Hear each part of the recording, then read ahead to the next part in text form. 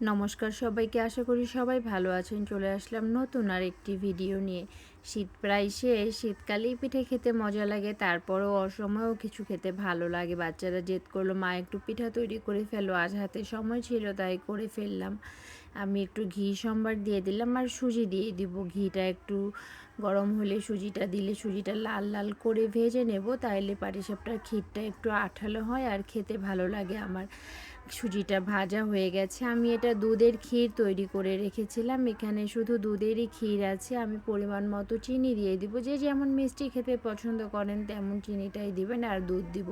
ঠিক ওই পরিমাণ দুধটাই আমি দিব, যেন সুজিটা আমার ফুটে ওঠে। আর খুব ভালো করে নেড়ে চেড়ে দিব, ক্ষীরটা সুজির সাথে মিশে যায়। আর আমি এটা একটু শক্ত করব। পাটিসাপটা পিঠাটা বানিয়ে রেখে দিলে বাচ্চারা ইচ্ছে মতো নিয়ে ঘুরে ঘুরে খেতে থাকে, খুব ভালো লাগে।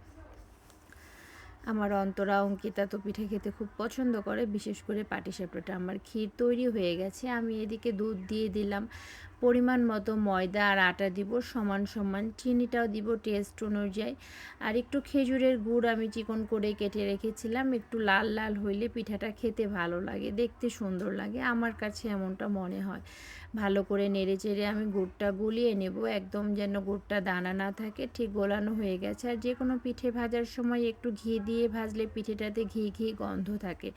আমি চামচের সাহায্যে এদিক ওদিকে নেড়ে নেব। আমি তেমন একটা ভালো পারি না, চেষ্টা করি একটু বানাইতে, কখনো হয় ভালো কখনো হয় না, তবে আজকের পিঠেটা মোটামুটি সুন্দর হয়েছে। যখন আমি মনে করব রুটিটা আমার সুন্দর হয়ে গেছে, উপর দিকটাও একটু কাঁচা কাঁচা ভাব নেই, তখন আমি হাতের মধ্যে ক্ষীরটা নিয়ে লম্বা লম্বা করে রেখেছিলাম আর মাঝখানে দিয়ে এক এক করে তুলে নেব। ব্যাস, আমার পিঠাগুলি তৈরি হয়ে গেছে। আমার ভিডিওটা যদি ভালো লাগে লাইক কমেন্ট শেয়ার করে পাশে থাকবেন।